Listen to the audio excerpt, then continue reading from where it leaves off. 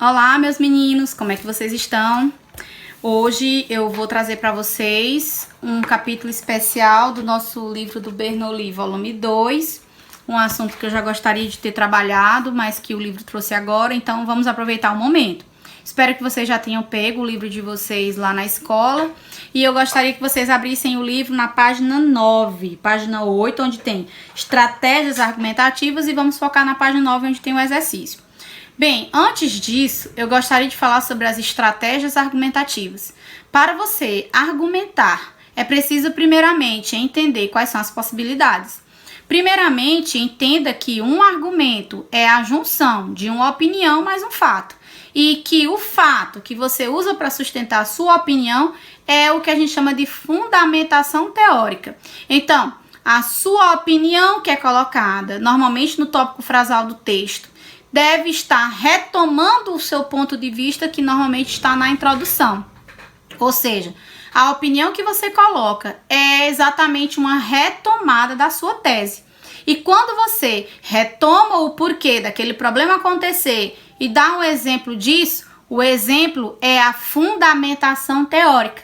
Outro tipo de fundamentação é uma explicação, uma justificativa, uma contextualização, uma ilustração, uma alusão histórica, um uso de um especialista ou um filósofo, um sociólogo, o uso de um filme que exemplifica como aquele fenômeno acontece na sociedade, e assim vai. Então, quando eu estiver lendo as redações, eu espero encontrar a retomada do ponto de vista e a sustentação daquele ponto de vista ali por fundamentação teórica. E é através dessa fundamentação teórica que eu acredito ou não em você.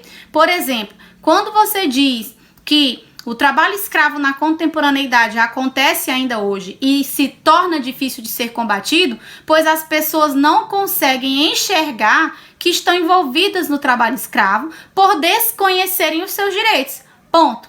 Aí, a partir disso, você vai provar que isso acontece. Um exemplo disso é a novela Salve Jorge, que mostra como a personagem morena é ludibriada a trabalhar como modelo na Turquia, levada para longe e lá se torna uma prostituta, uma trabalhadora de forma escrava, porque ela é sim negada seus direitos trabalhistas e é cerceada a sua liberdade, de modo que ela não pode nem sequer ligar para a família. E quando ela liga sob ameaça de se machucar a família, o filho, que ela tem um filho, e ela só se submete a ir para lá, pois não tem poder aquisitivo e desconhece que o cara está ali tentando enganá-la, tentando levá-la, como levou várias outras moças daquele bairro carente, para a Turquia, acreditando que ia mudar de vida. Ou seja, desconhece que isso é comum, que as pessoas fazem isso, enganam isso.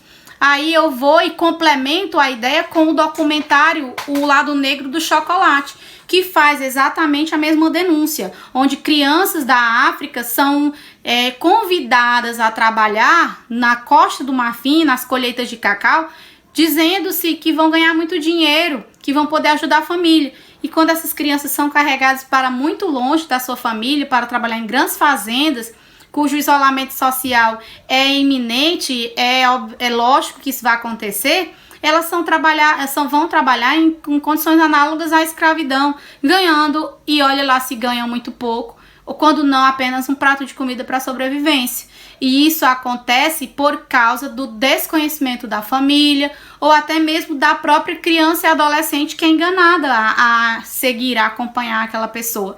Então, os exemplos que eu dei, tanto da novela quanto do documentário, ou seja, a novela é algo fictício, o documentário é algo real, servem para provar que realmente as pessoas são levadas a trabalhar de regime escravo por desconhecerem que ali realmente é um trabalho escravo. Acreditam que a escravidão é algo que ainda prende por grilhões as pessoas à terra, quando na verdade a escravidão acontece de forma a cercear a liberdade, a cercear os direitos dos cidadãos como trabalhadores, os direitos garantidos pela Constituição e pelas leis trabalhistas do Brasil ou do mundo, e que infelizmente é muito presente. E aí eu vou e uso um dado. De acordo com a Organização Internacional do Trabalho, são não sei quantos milhões, que agora foge a memória, que são condicionadas ao trabalho escravo. E aí você prova do que você está falando é verdadeiro. E isso é a estratégia argumentativa. Para fixar o que eu quero dizer hoje, vamos analisar o texto da página 9. Abram aí o livro de vocês, acompanhem comigo. A beleza compensa. Novos estudos mostram que a aparência é fator determinante do sucesso profissional e que não há nada errado em usá-la.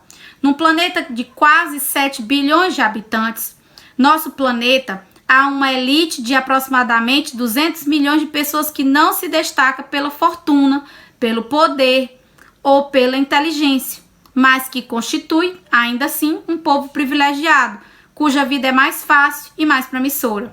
Eles recebem mais atenção quando crianças, tendem a ser mais populares na adolescência, conseguem amor e sexo mais fácil quando se tornam adultos e, segundo as pesquisas, ganham melhor na carreira profissional e têm facilidade para se casar com gente rica.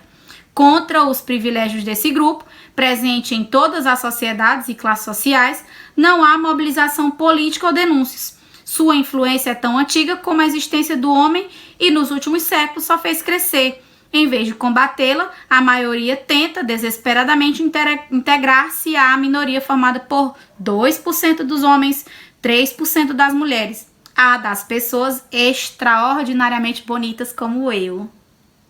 Pensa na beleza. Bem, na introdução, a fase de problematização evidencia a forma como o sujeito argumenta e informa a perspectiva na qual se insere sua proposição ou tese. Ele vai contar uma história.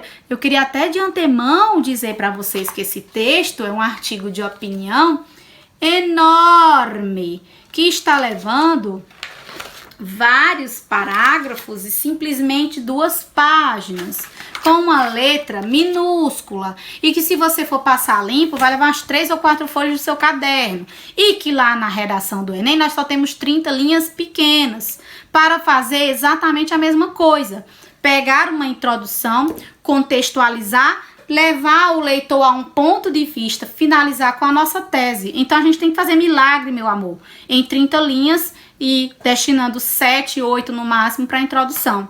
Mas é exatamente a mesma ideia. Problematizar, apresentar o ponto de vista, mostrar qual é o posicionamento do autor diante do assunto. Aí ele continua, no primeiro pontinho diz: o primeiro parágrafo tem como objetivo captar a atenção do leitor. Assim, o autor descreve por meio de uma enumeração os privilégios de certo grupo social para, só no fim, esclarecer que se refere às pessoas que são extraordinariamente bonitas. Como diz a Kessia, oh meu Deus, por que eu nasci linda em vez de rica? Ponto 2. No início do segundo parágrafo, o autor explicita que a tese do texto insere-se em uma perspectiva econômica e sociológica, ao citar as 2 obras em que se fundamenta a sua tese. Onde está aí de laranja, diz: eles recebem mais atenção quando crianças, tendem a ser mais populares na adolescência, conseguem amor e sexo mais fácil quando se tornam adultos. E isso aqui é quando o autor explica a tese do texto e insere-se já no segundo parágrafo de onde foi que ele tirou essa conclusão. Bem, a propósito, eu esperei, na leitura entendi que dizer exatamente que eles recebem mais atenção quando crianças é algo que o próprio cotidiano mostra. Quando é que alguém mais recebe atenção? Quando é bebê, porque exatamente é quando a pessoa precisa de mais atenção. Quando é que ele tenta a popularidade, aquela besteira toda de ser popular na escola? Adolescência, pré-adolescência. Quando é que de fato você vai conseguir arranjar um namorado, uma namorada, ter mais facilidade de paquerar? É quando você, meu benzinho, for adulto, quando você tiver seu transporte, quando você tiver sua maturidade em conversar com uma pessoa, com uma mulher, com um homem, e assim você vai perceber que ter um relacionamento sexual, ter uma relação a 2 é mais fácil do que você tentar agora. Por quantas vezes você pensou que nunca na vida vai arranjar um namorado? Vai, meu benzinho, vai chover na sua horta ainda. A questão é que você é um adolescente E adolescente ninguém quer saber, não. A gente só quer saber quando é adulto, porque já tem até uma linha de raciocínio maior, tem uma forma de conversar mais madura, tem sua autonomia, porque, por favor, né? Vocês acham que é fácil adolescente pegar dinheiro do pai e da mãe para poder pagar um sorvete para outro?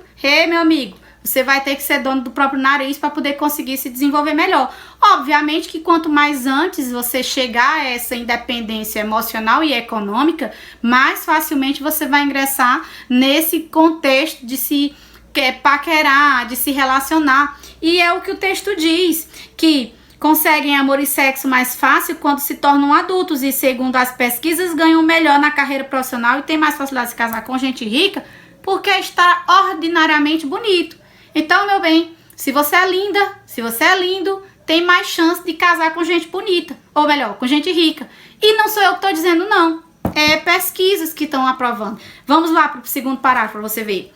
2 livros publicados no exterior nas últimas semanas capturam na exata medida os privilégios de quem cercam, os privilégios que cercam esse grupo restrito. Beauty, Pace, Why, alguma coisa aí, People Are More e alguma coisa também aí. A beleza rende, porque as pessoas atraentes têm mais sucesso.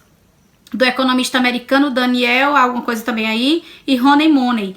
The Power of Erotic Capital, baixa fundo aí também. Dinheiro doce, o poder do capital erótico, da socióloga inglesa Catherine, alguma coisa também aí. Amparadas em dezenas de pesquisas e cuidadosamente embaladas para causar impacto, as 2 obras sustentam, com abordagens diferentes, a mesma tese. Tanto na vida pessoal quanto na vida profissional, as pessoas bonitas obtêm vantagens econômicas quantificáveis. Eu acho que eu não sou bonita então, né? Porque eu não tive nada de vantagem quantificável se não fosse por meu esforço físico. Bem, sempre se soube que os seres humanos excepcionalmente bonitos gozavam alguns privilégios em relação aos demais. Agora o senso comum tornou-se mensurável, porque alguém fez uma pesquisa e realmente comprovou que as pessoas mais bonitas são mais privilegiadas em todos os setores em que elas se envolvem. Elas chamam mais atenção, elas conseguem angariar mais namorados, elas conseguem aquele emprego até de atendente de loja de perfumaria, a atendente de posto de gasolina, a secretária de médico, a qualquer tipo de emprego que a pessoa mais bonita se dá a fazer, ela consegue mais do que a pessoa feia. Diz a pesquisa, mas isso nós já sabíamos.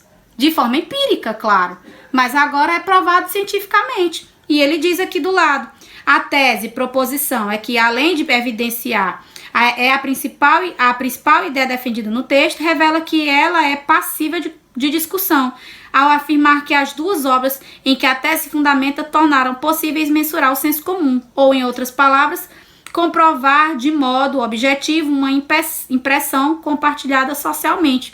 Então, tá aqui o destaque para a tese. Veja que o que está em azul, acho que é roxinho, é uma perspectiva econômica e sociológica, que é através dessas pesquisas feitas que se provou o que o cara chegou, o autor desse texto, eu não sei se é homem ou mulher, deve ser é homem mesmo. É um homem e uma mulher, na verdade, ó. Ivan Martins e Teresa Perosa. E eles chegaram a essa conclusão de que há, sim, um privilégio, né, de quem é bonito. Aí ele continua o terceiro parágrafo. Para captar esse fenômeno, Hakim, professora de London School of Economics, criou o conceito de capital erótico, que envolve, além da beleza física, virtudes como charme, desenvoltura, elegância e sensualidade. É uma adição atrevida às 3 formas de capital consagradas pelo sociólogo francês Pierre Bourdieu. O capital econômico, o que temos, o capital humano, o que sabemos, e o capital social, quem conhecemos. Há quem diz que as pesquisas realizadas nos Estados Unidos e no Canadá demonstram claramente que homens atraentes, quer dizer, com mais capital erótico, ganham entre 14% e 27% mais que os homens não atraentes, considerando que tudo o mais entre eles seja equivalente. Para as mulheres, a diferença varia entre 12% e 20%. E é uma coisa tremenda, disse ela à época. Como o fator absoluto, apenas a inteligência medida por testes de QI tem uma influência tão direta na renda. Ainda bem que eu nasci inteligente e não bonita. Porque se eu fosse esperar pela beleza... Então, minha gente, aqui diz que os dados colhidos na realidade esclarecem que pessoas atraentes são mais bem remuneradas. É uma prova factual, convincente até, mais do que qualquer filósofo, que realmente as pessoas bonitas ganham mais do que as feias. Coisa que a gente já subentendia, mas que agora é oficial, agora é científico, agora é comprovado teoricamente. Então, obviamente, que essas pessoas aqui fizeram uma pesquisa. Tanto o Ivan Martins como a Tereza Perosa, que são autores desse texto, tiveram acesso a especialistas. E você, meu amor, você vai fazer sua redação sob pressão, com um tema desconhecido até o momento em que você abrir a prova do Enem e fazer sua redação, e você vai usar simplesmente o seu conhecimento de mundo. É por isso que o leque de possibilidades que o Enem abre para você usar de repertório sociocultural e fundamentar o seu argumento é maior do que o que realmente é convincente. Já, por outro lado, um especialista precisa fazer pesquisas, precisa realmente ir catalogar informações há anos.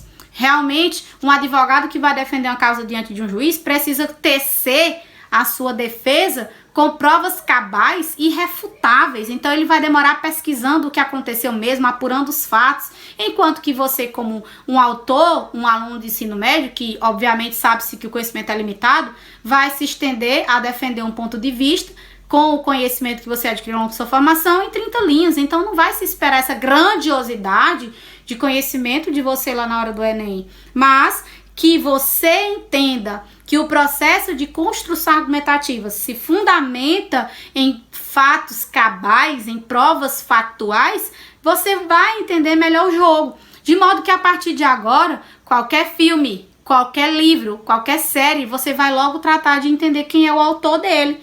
Qual é a pessoa que escreveu Grey's Anatomy? Para quando você for falar de saúde pública, citar a série mais assistida da Netflix, Grey's Anatomy, dizer que era de Shonda Rhimes, sei lá como é que lê o nome dela. Porque eu decorei, porque de tanto eu assistir, o nome dela, by Shonda Rhimes, aparece bem na entrada. E aí eu aprendi para poder, na hora de citar na redação, eu colocar o nome dela. E é assim que funciona. Se eu sei que está tendo um tema que está sendo discutido bastante na atualidade, aí eu vou lá e estudo e vejo algum filósofo que tem a ver, vejo algum dado, alguma pesquisa, para se chegar na hora do Enem e o tema for aquele, eu tenho uma base. É assim que nós, alunos, nos preparamos para o Enem, porque realmente é um tiro no pé, ou melhor, um tiro no escuro. Ninguém sabe de nada, até descobrir qual é o tema. E se Deus quiser, é um tema que a gente estudou, né? Bem, continuando, diz, a história sugere que o fascínio causado pela beleza é antigo, assim como o favorecimento que ele atrai. O Antigo Testamento relata que Jacó serviu Labão por vários anos pelo direito de casar-se com Raquel, por quem se apaixonara instantaneamente. Platão conta que o filósofo Aristóteles, tendo se encontrado com o jovem Charmides, famoso por sua beleza, ficou tão perturbado que se viu forçado a combater a besta selvagem dentro dele para conversar com o rapaz de forma civilizada. São duas entre centenas de histórias. O historiador inglês Arthur Merrick, morto em 2006, autor de 2 volumes sobre a história da beleza, diz que, a despeito de pequenas variações, a percepção sobre quem é belo no Ocidente mudou muito pouco desde a antiguidade. E a beleza sempre foi valorizada. Comparadas a outras mudanças históricas, as mudanças nos padrões de beleza são praticamente insignificantes, diz ele. Ele acredita que a camponesa Raquel e o jovem ateniense Charmides, assim como a cortesã Kitty Fisher, uma chapeleira pobretona e deslumbrante que causou furor na Londres do século XVIII, seriam considerados atraentes também nos dias de hoje e tirariam proveito disso, como fizeram no passado. Os ricos e os poderosos sempre escolheram parceiros bonitos, diz Merrick. Logo, os excepcionalmente belos sempre tiveram privilégios. Argumento fantástico que nós também conseguimos fazer, porque você sabe muito bem a história de Narciso, que se apaixonou pela sua própria imagem no reflexo do lago, e você poderia utilizar como exatamente a mesma construção aqui. Você sabe muito bem que várias pessoas que têm poder aquisitivo como o próprio Pelé, que namorou a Xuxa. Pelé não é bonito, é rico, e a Xuxa é linda. Será que foi coincidência, né? O próprio Michel Temer, que é casado com a Marcela Temer, que é uma jovem muito bonita, e isso sucessivamente. Então, são ideias que se conhecem de forma empírica e que aqui se tornou científica por conta de uma pesquisa. Obviamente que eu não citaria o exemplo da Marcela Temer ou da Xuxa com o Pelé, mas citaria o exemplo do Narcísio lá, que se apaixonou pelo reflexo no espelho por ser uma mitologia grega, e isso serve sim como base argumentativa. Então veja só como a gente se admira com a construção argumentativa de um texto, porque é sempre, eu nunca vou escrever desse jeito, quando na verdade você também dispõe de argumentos da mesma nobreza. E lembrem-se que sim, eu sei que vocês são estudantes do ensino médio, então sim, eu espero que a sua argumentação não seja nesse nível exatamente. Embora hoje eu li uma redação do primeiro ano que eu fiquei boquiaberta da perfeição que a pessoa escreveu. Por mais que ela tenha pesquisado, qualquer um de vocês teve o mesmo direito, porque eu passei a mesma proposta para as três turmas e dei o mesmo prazo. Vocês tinham acesso à internet, mas 2, 3 redações me chamaram a atenção assim de maneira extraordinária, pela forma como a pessoa soube encaixar uma informação com a outra. Continuando o texto, página 10. A grande novidade que emerge dos livros de Hakim e Hammer, alguma coisa aí também, é a constatação de que o favorecimento à beleza nos dias atuais não ocorre apenas em atividades nas quais ela oferece um diferencial evidente, como ocorria no passado. As jovens pobres e bonitas trabalhavam nas lojas chiques de Londres por volta de 1600 para encontrar amantes ou maridos abastados, ao mesmo tempo que sua aparência atraía bons clientes para as lojas. Era bom negócio para todos. Hoje em dia não há dúvida de que a beleza da modelo Gisele Bündchen ou a do ator Wagner Moura tem valor no mercado, mas é surpreendente constatar que a aparência pode influenciar a renda de professores universitários ou atletas, que deveriam ser avaliados por critérios totalmente diferentes. Será que isso realmente acontece? Professores são mais bem remunerados por serem mais bonitos? Não pode? Agora eu vou fazer uma bela reflexão com vocês. Todas as vezes que nós professores vamos fazer uma apresentação de um aulão, vocês batem mais palma para quem? Para aquele que mais lhe agrada, e não deixa de ter uma associação, principalmente a beleza masculina, porque as mulheres se declaram mais do que os homens. Eu tenho um colega, um parceiro em Teresina, que ele realmente é muito bonito, até eu admiro muito a beleza dele, e ele tem apenas 20 anos de idade. E acaba que as meninas que têm 16 anos são extremamente devotas a esse professor. Eu até tiro muito onda com eles, né? Quando eles foram fazer a minha prova, eles, em vez de colocarem o meu nome, eles colocaram o nome do outro professor, que não era o professor titular. Ele é um professor auxiliar. E quando eu entrei na sala, eu disse, quem colocou o nome do professor em vez do meu nome, já te perdeu um ponto. Vou suar babona. Aí até tirei onda com elas e eu disse assim, eu não sei por que os meninos não perguntam ao meu telefone, a minha idade, eu não vejo ninguém perguntando. Aí os meninos responderam, porque a gente não é enxerido, professora. E eu sorri, mas simplesmente comprovei exatamente o que o texto diz. Porque ele é mais novo e mais bonito, acaba que ele atraiu preferencialmente o público feminino. Ainda bem, né? Graças a Deus. Mas como é na minha cabeça que isso faz com que um professor mais bonito, uma professora mais bonita, ganhe mais do que uma professora feia? Vamos continuar a leitura. Os resultados dos estudos acadêmicos sobre a beleza são reforçados pelos sinais que chegam no mercado. Uma pesquisa realizada no ano passado pela revista Newsweek, com 202 profissionais de recursos humanos nos Estados Unidos, que falaram sem ser identificados, deixou claro que, apesar do discurso politicamente correto, na vida real a aparência vem logo atrás da experiência e da autoconfiança como critério de contratação à frente da escolaridade. Para 57% dos recrutadores ouvidos pela pesquisa, um candidato qualificado mais feio teria problemas de se empregar. Metade deles aconselhou as pessoas que buscam trabalho a gastar tanto tempo cuidando da aparência quanto do currículo. Não existe neutralidade diante da beleza, diz o psiquiatra brasileiro Frederico Porto, que trabalha na consultoria BDM. especializada em gestão de recursos humanos. É um reflexo automático ter boa impressão em relação aos belos. E aí eu levo você com o seu texto que vai lhe representar no Enem a questão estética. E aí, galera, você vai fazer uma redação linda, porque a redação linda atrai hormônios positivos. O seu corretor não vê sua cara, vê sua redação. E sua redação precisa ser linda para poder ser bem avaliada emocionalmente pelo corretor. Embora o critério emocional fique subjetivo, não é um critério de correção a estética do texto. Já em concursos públicos existe esse critério, estética textual. E nós vamos primar pela beleza do nosso texto, sim, porque isso é importante. E outro conceito que eu gostaria de discutir aqui é que a beleza parte muito do que uma pessoa engaja.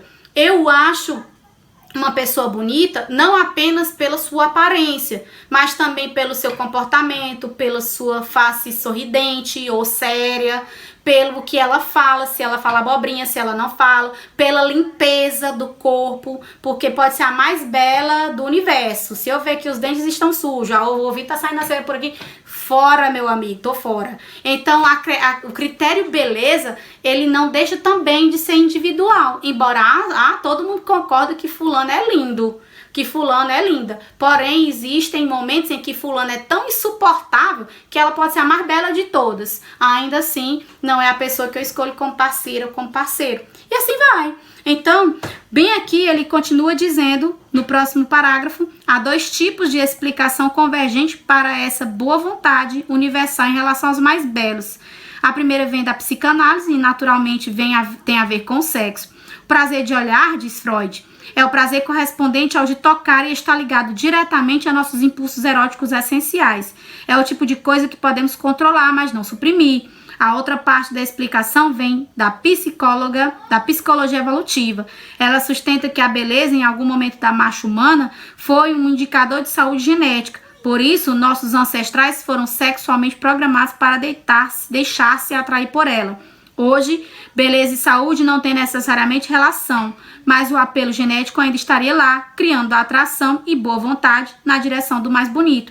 A explicação é engenhosa, mas parece ter uma falha, captada com ironia por Merrick, o historiador inglês. Se a beleza é uma característica humana favorecida geneticamente pela evolução, de forma tão sistemática, por que não há mais gente bonita no mundo? Eu não sei vocês, mas eu acho que a geração atual é linda comparada com a minha geração. Eu vivo comentando que não existe mais gente feia. Meu Deus, as pessoas são belíssimas. As meninas que chegam na escola, eu entro nessa turma do 2º ano, eu não conheço uma pessoa feia. Minha gente, ou a genética está assim, frutificando meninos e meninas mais bonitas, ou eu estou olhando vocês com um olhar de amor, porque pra mim são lindos demais. Mas eu comento com outros professores e a gente vive comentando que geração pra ter pessoa bonita, viu? Ainda bem que eu não concordo com vocês, né? Graças a Deus, meu tempo já passou. Mas vejam só, os filósofos gregos acreditavam, 4 séculos antes de Cristo, que a beleza estava ligada a qualidades como justiça e simetria. Um corpo, para ser realmente belo, deveria estar recheado de aspirações elevadas e imperceptíveis. Na Idade Média, essa noção foi banalizada e passou a prevalecer a ideia mais simples de que a aparência refletia o caráter. Os belos eram bons, os feios eram maus. Parte dessa superstição se infiltrou na cultura moderna e influencia nossa compreensão do mundo ainda hoje. A ausência da beleza nos causa cada vez mais estranhamento. Vivemos uma cultura erotizada que espirra em todos os âmbitos da vida, dos relacionamentos ao mundo corporativo, afirma a psicóloga Joana Vilhena, da PUC Rio de Janeiro, coordenadora do Laboratório de Doenças da Beleza. A valorização do capital erótico está na contramão da aceitação das diferenças. E, finalizando o texto, página 11, o debate ético em torno da beleza subiu vários decibéis desde o lançamento do livro de Catherine Harkin.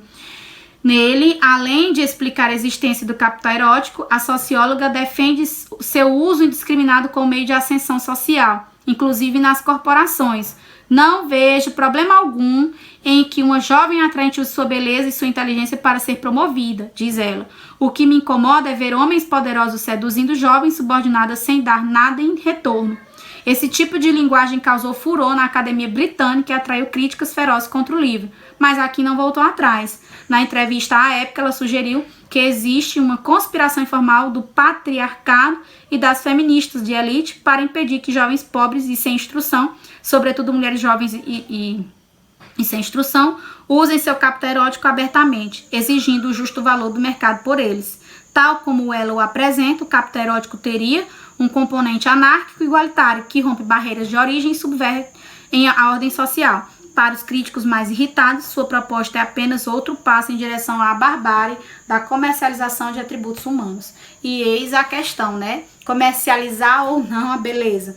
Eu achei esse texto maravilhoso, porém a leitura grande, né? Um texto grande. E eu gostaria que vocês lessem com atenção os comentários que estão ao redor do texto. Mas, teoricamente, estamos trabalhando estruturas de argumentação e que vocês entenderam bem que no Enem não se exige toda essa estruturação aqui, mas que, obviamente, nós vamos tentar dar os nossos melhor.